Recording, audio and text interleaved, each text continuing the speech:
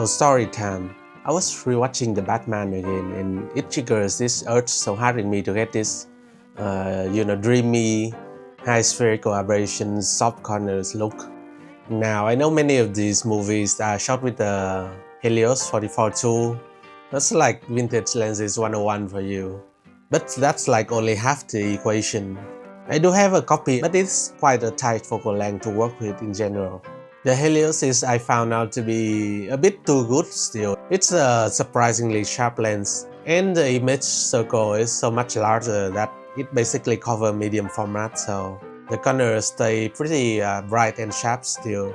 And so I dig deeper and try to find a worse lens, and I found the Jupiter 3 50mm f1.5, which is it's the worst better definitely.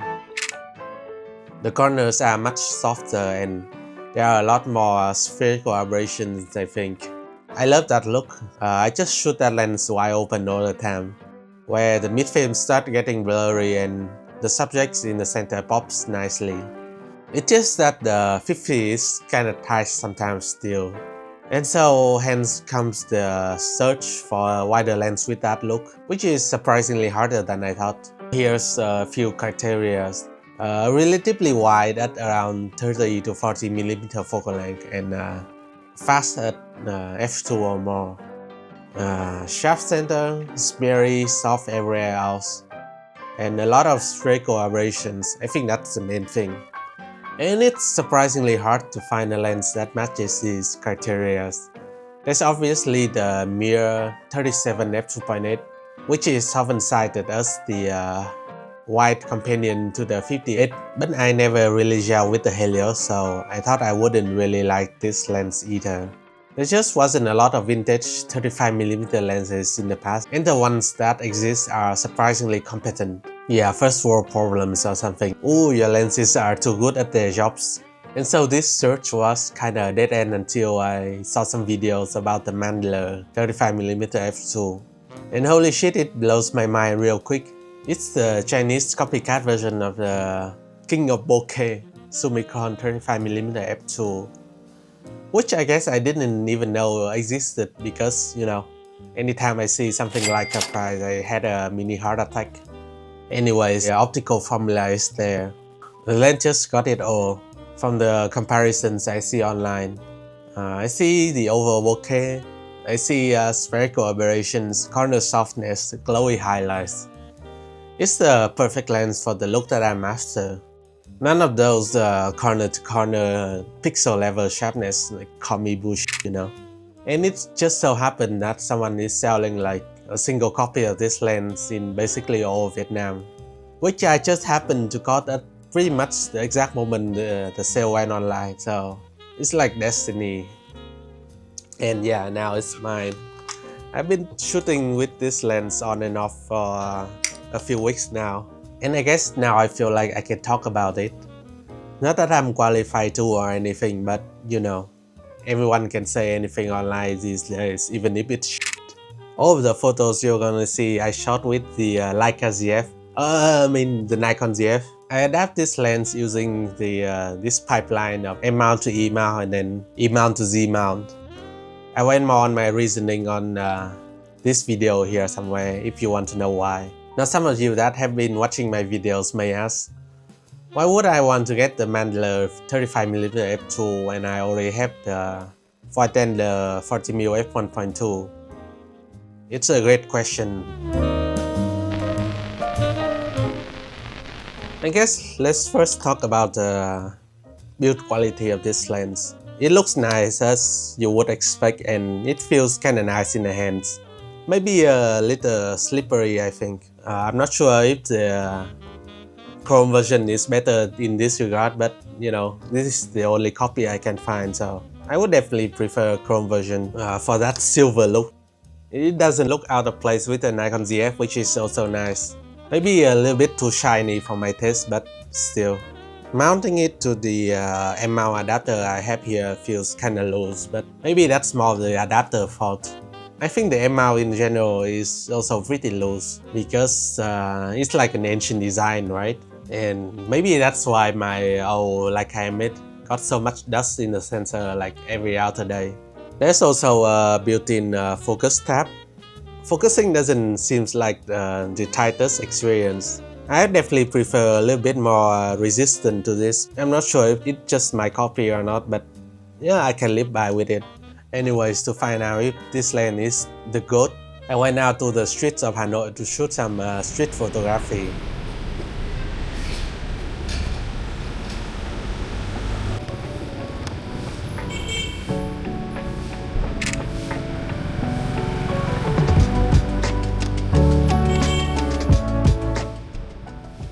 First impression of the images? Yeah, it's a vintage lens copy, alright. Vignetting, soft corners, especially at f2, it's exactly what I'm after, so it's great.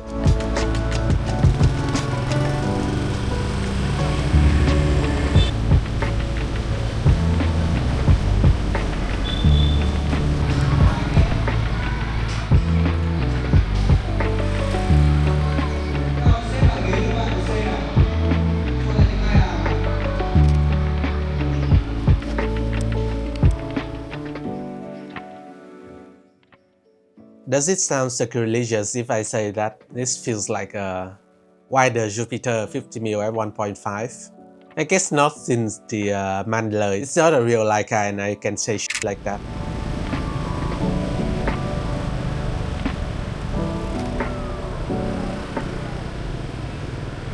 Sharpness? It's sharp where it matters, which is somewhere in this rectangle of the frame. There's a time and place for corner-to-corner sharp lenses. I'm just neither in that time nor place. This day I turn out all my sharpness in post, so the photos can feel a bit more dreamy and abstract.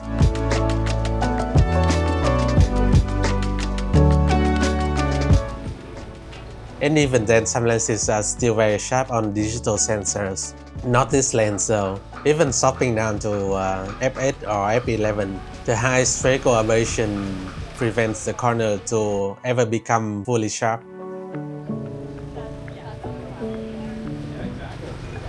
It's a feature, not a bug, trust me.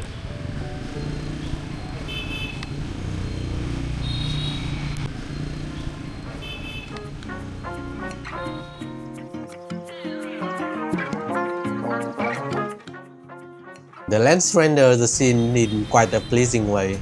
The photos doesn't jump at you like some other lenses. This is quite different.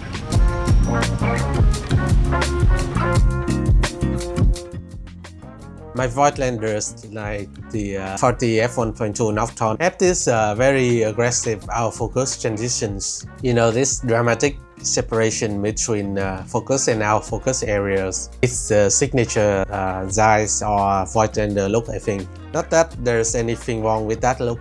I do love that look too, but you know, I'm an artist. I'm a performance artist. And I want to explore other options, like painters trying out different brushes.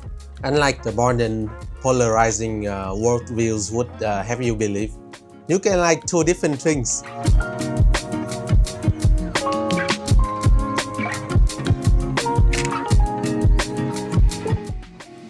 The photos coming out of this lens feel soft, subtle and dreamy. Many lenses of this era are still going to be very competent once you stop them down one or two stops. But the Mandler stay quirky throughout the aperture range. The Mandler actually have a bit more corner sharpness and aberrations than the Summicron, I think. I probably can never touch the Cron in my lifetime, so I'll trust that it's correct. Again, I'm looking for as much quirks as possible, so it's a win in my books anyways.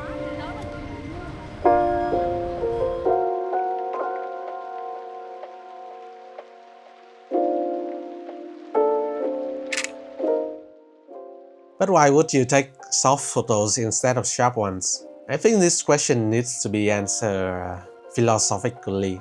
Photos are memories in a way, right? A photograph captures a fleeting moment in time and space, kinda like our memories. And our memories aren't sharp at all, On the contrary, they are pretty bad.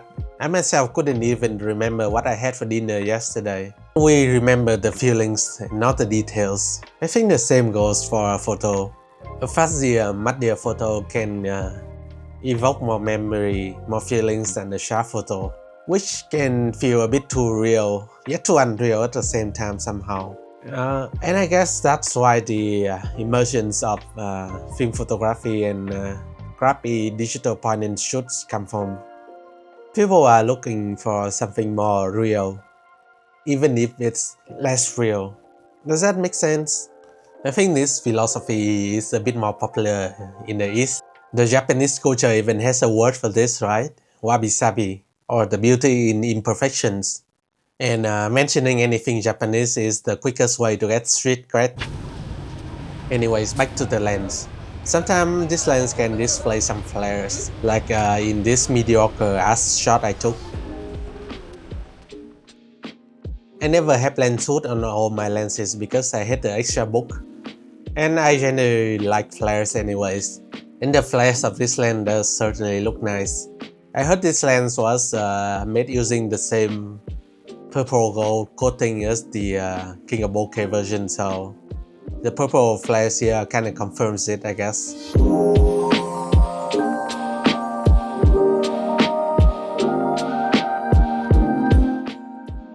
Look at this shot though.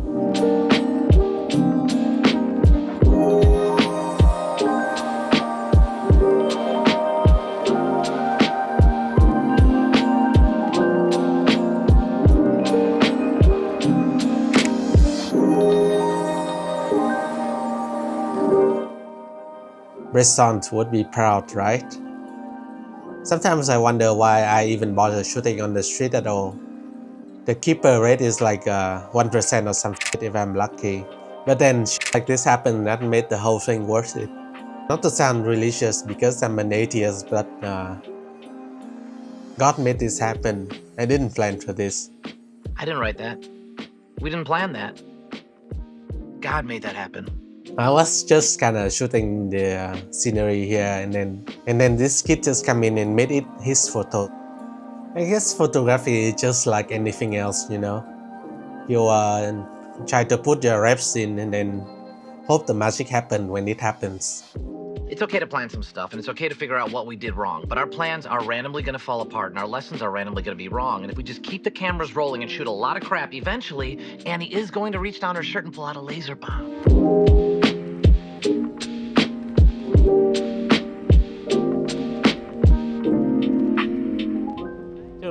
After this photography session, I found a model on the street who has low enough standards to let me take her photos.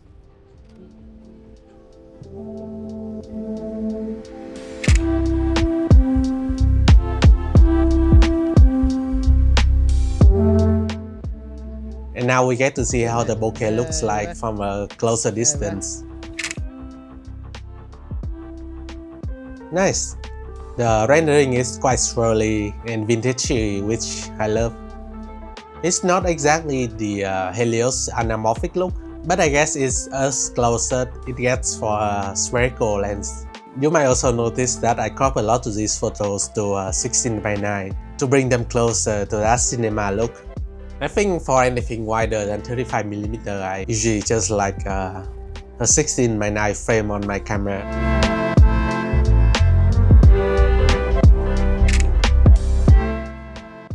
I guess this kinda crop out a bit of the lens imperfection though. Which I guess made me quite a bad reviewer. But then again, I never said that I'm a reviewer, so it is what it is.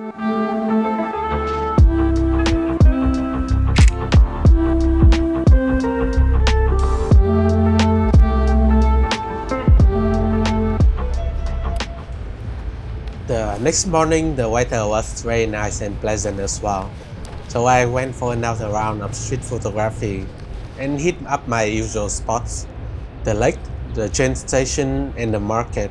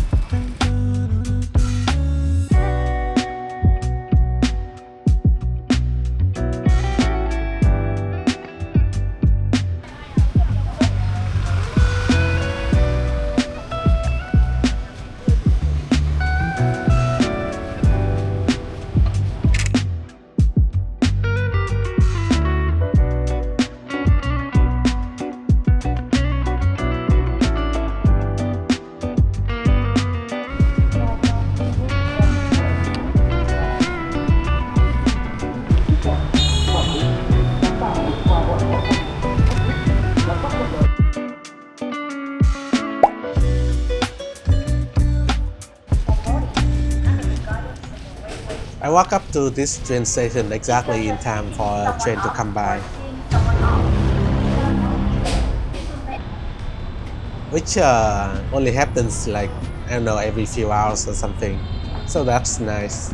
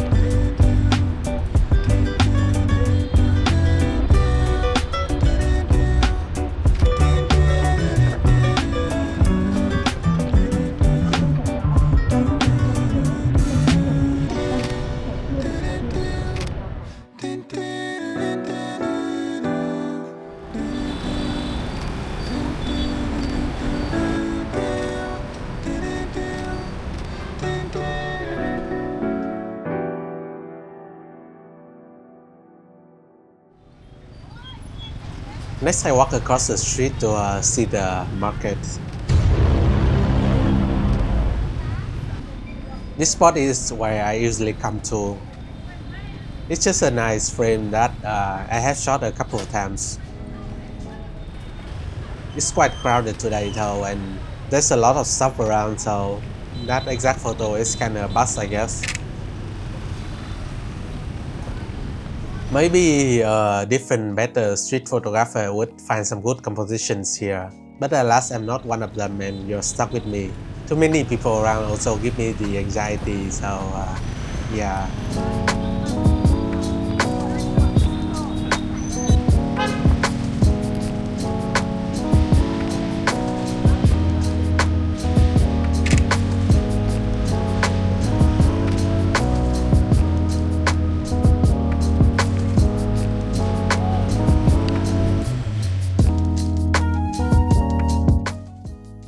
And that's it.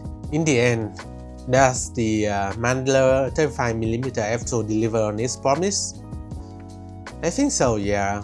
It certainly gives you that vintage look with quite nice bokeh, I think.